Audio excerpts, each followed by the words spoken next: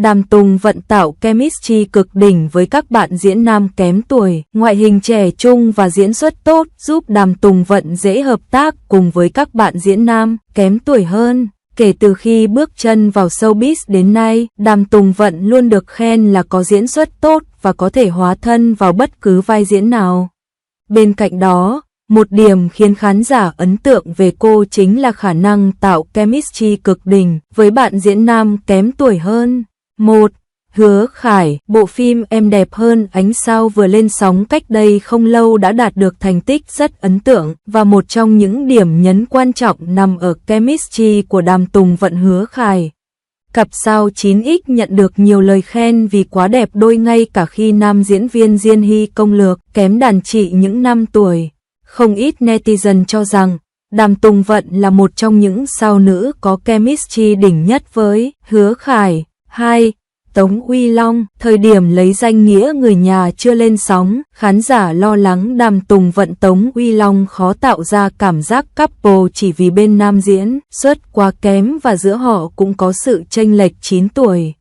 Nhưng thực tế, hai ngôi sao đã cùng tạo thành một cặp đôi đình đám trên màn ảnh Hoa ngữ vào năm 2020 vì chemistry không chê vào đâu được. Mà gần đây, cũng có tin đồn Đàm Tùng Vận và Tống Uy Long tái hợp trong phim mới khiến fan couple đứng ngồi không yên. 3.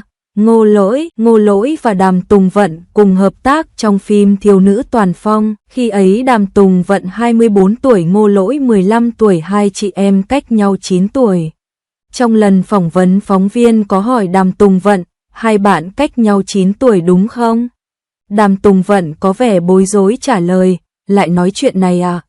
Thì Ngô Lỗi nhanh trí đáp lại, vâng, bọn em cách nhau 9 tuổi, em 15 tuổi còn chị ấy 6 tuổi. Khi đóng Thiếu nữ toàn phong, Ngô Lỗi mới là chàng thanh niên vừa bước sang tuổi 15, còn Đàm Tùng Vận đã ở ngưỡng U30, cách biệt tuổi tác giữa họ khá lớn.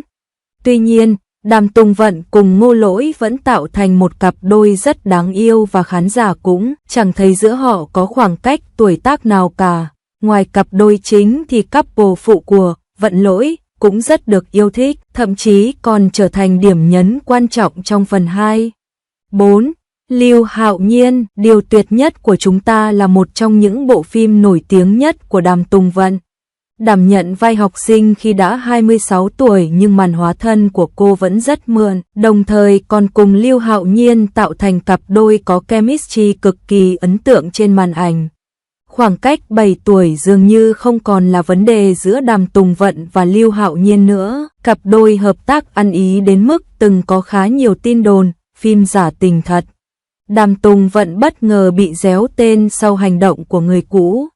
Mới đây, người hâm mộ của nam diễn viên Ngô Lỗi đã chia sẻ video gặp mặt thần tượng sau khi anh chàng kết thúc chuyến đi dài ngày ở Tân Cương.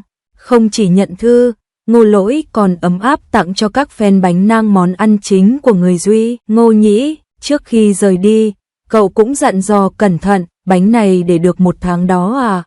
Chiếc bánh nang này để tới được tay những người hâm mộ đã phải trải qua một quãng đường rất dài, từ Tân Cương, Quảng Châu, Thượng Hải rồi mới đến được Bắc Kinh. Đây vốn là món quà Ngô Lỗi mua để kỷ niệm cho chuyến đi tới Tân Cương, nhưng sau cùng, nam diễn viên đã không ngại chia sẻ niềm vui bé nhỏ này cho các fan của mình. Hành động ấm áp và vô cùng thân thiện của Ngô Lỗi ngay sau khi được chia sẻ rộng rãi đã nhận về vô vàn lời khen của khán giả. Trước đó, anh chàng đã nhiều lần được người qua đường khen ngợi vì nhân cách cao đẹp và thái độ thân thiện. Ngô Lỗi là nam diễn viên trẻ nhiều triển vọng của làng giải trí Hoa ngữ. Anh chàng tham gia đóng phim từ nhỏ, kinh nghiệm trong nghề không thua kém bất cứ ai nhưng lại chẳng hề kiêu căng hay tự mãn. Đặc biệt, anh chàng từng có cơ hội hợp tác cùng đàn chị Đàm Tùng Vận trong bộ phim truyền hình Thiếu nữ toàn phong do Dương Dương đóng chính. Tuy không phải là diễn viên chính nhưng cặp đôi chị em Đàm Tùng Vận và Ngô Lỗi lại rất được khán giả yêu thích. Ít ai biết rằng khi tham gia vào bộ phim này, Ngô Lỗi chỉ mới 16 tuổi nhưng khoảng cách giữa cậu và đàn chị Đàm Tùng Vận dường như chỉ là con số mà thôi. Phản ứng hóa học đáng yêu giữa cả hai đã thu hút không ít sự chú ý của khán giả và đem về những thành công nhất định cho bộ phim. Sắc vóc, nữ thần thanh xuân, Đàm Tùng Vận ở tuổi U40 khiến dân tình không thể rời mắt. Có rất nhiều mỹ nhân tài sắc đóng phim thanh xuân vườn trường, nhưng chưa ai đủ khả năng để thay thế vị trí nữ thần thanh xuân của Đàm Tùng Vận. Thời gian gần đây, nữ diễn viên bị nhiều blogger giải trí chê hết thời, nhan sắc xuống cấp, không còn thanh thuần như trước.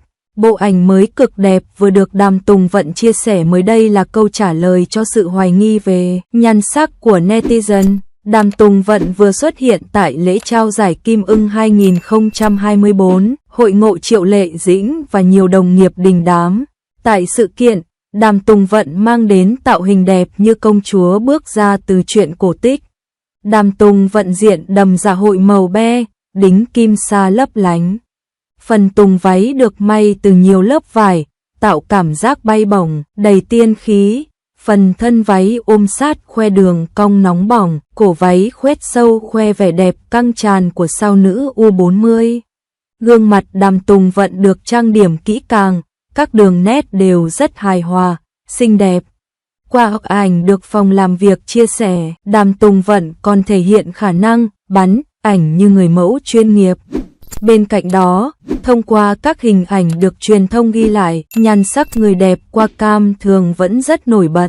Hình ảnh Đàm Tùng Vận đứng trên sân khấu trình diễn là một trong những khoảnh khắc đẹp nhất sự kiện năm nay. Trên các diễn đàn mạng, trạng thái nữ thần thanh xuân, Cbiz ở tuổi U40 trở thành đề tài được bàn luận sôi nổi. Netizen đồng ý rằng, sau gần 20 năm hoạt động nghệ thuật, nhan sắc Đàm Tùng Vận vẫn trẻ đẹp y hệt hồi mới vào nghề. Nữ diễn viên đã tìm được phong cách phù hợp với bản thân nên ngày càng được giới thời trang làm đẹp đánh giá cao. Đàm Tùng Vận sinh năm 1990 tại Tứ Xuyên, Trung Quốc. Cô sở hữu chiều cao 1m62, gương mặt trẻ con, chuyên trị dòng phim thanh xuân vườn trường. Những bộ phim gắn liền với tên tuổi Đàm Tùng Vận bao gồm Điều tuyệt vời nhất của chúng ta, Mùa hè của Hồ Ly, Lấy danh nghĩa người nhà. Bên cạnh đó, cô cũng gặt hái thành công khi đóng dòng phim cổ trang, nổi bật nhất có thể kể đến là Cẩm Y Chi Hạ, đóng cùng Nhậm Gia Luân.